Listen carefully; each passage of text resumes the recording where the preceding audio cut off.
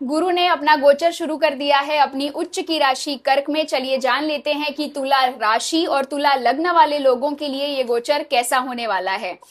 तुला राशि वाले, ये गोचर आपके 10वें भाव से हो रहा है। 10वें भाव से आपके ऑक्यूपेशन, करियर, कार्य क्षेत्र को देखा जाता है। यानी इस क्षेत्र में बहुत बड़ा ट्रांसफॉर्मेशन होने वाला है। तैयार हो जाइए। अब आप बड़ा काम करेंगे, क्वालिटी काम करेंगे, ऐसा काम करेंगे जिससे आपको कम मेहनत में ज्यादा फायदा हो। अब आप नॉलेज, ज्ञान प्राप्त करने पर ज्यादा फोकस करेंगे। आप बहुत ज्यादा रीडिंग करेंगे या फिर आप एक्सपर्ट्स, एक्सपीरियंस्ड लोगों से सीखेंगे और फिर उस नॉलेज को आप अपने ऑक्यूपेशन में बदलेंगे और उससे आप अच्छा खासा पैसा कमाएंगे। या फिर अगर आपके पास पहले से ही अच्छी खासी नॉलेज थी तो अब उसको लाइमलाइट मिलेगी, एक स्टेज मिलेगा जहां पर आप इस नॉलेज का प्रदर्शन कर सके, उसे प्रोजेक्ट कर सके और इसी नॉलेज के कारण आपको रिस्पेक्ट मिलेगी और रिकॉग्निशन भी मिलेगा। लेकिन इसके साथ साथ एक जिम्मेदारी आपकी ये है कि आप क्या बोलते हैं, इस पर बहुत ज्यादा ध्यान देना होगा,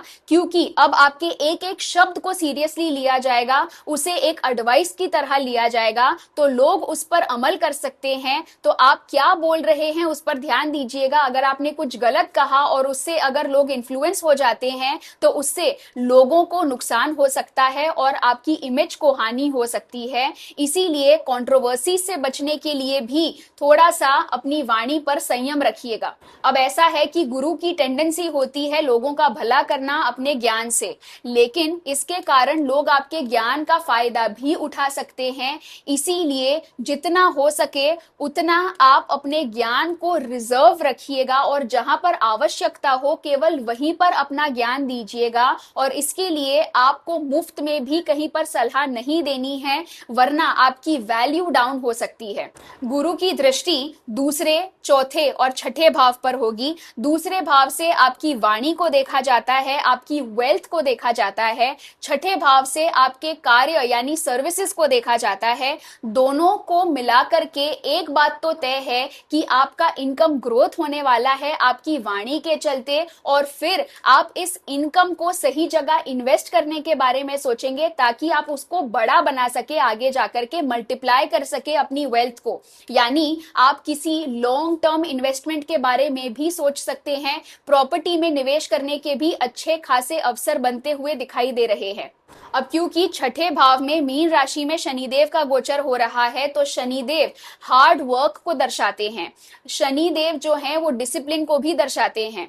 इसके साथ साथ क्योंकि छठे भाव से शत्रुओं को भी देखा जाता है, तो लोगों के साथ आपके डिसएग्रीमेंट्स बहुत ज्यादा होंगे, क्योंकि अब आपके कार्य को लेकर के आपका विजन बहुत बड़ा होगा जो लोगों के लिए समझना बिल्कुल पॉसिबल नहीं होगा। तो जो आपके आसपास के लोग हैं वो आपको रोकने की कोशिश करेंगे, वो आपको पीछे खींचने की कोशिश करेंगे। इसके कारण आपके झगड़े बढ़ सकते हैं। यानी अब आप बेसिक नहीं रहना चाहेंगे, आप मीडियोकर लेवल पर सेटल नहीं होना चाहेंगे, इसीलिए आपको समाज के अगेंस्ट जाना पड़ सकता है। इस गोचर के दौरान आपको जॉब में प्रमोशन मिल सकती है। अगर आप कोई नया बिजनेस शुरू करना चाहते हैं या फिर अपने बिजनेस को एक्सपैंड करना चाहते हैं तो भी आपको अच्छे अवसर मिलेंगे। यानी इस पूरे गोचर के दौरान आपका कार्य और आपका घर, ये दोनों कहीं ना कहीं कोरिलेटेड रहेंगे। जहां पर आपका कार्य है, जहां पर आपका करियर ग्रोथ हो रहा है, वहां पर आप शिफ्ट होने के बारे में सोच सकते हैं या फिर वहां पर सेटल होने के बारे में सोच सकते हैं। इसके लिए भी आप वहां पर प्रॉपर्टी में इन्वेस्ट करेंगे।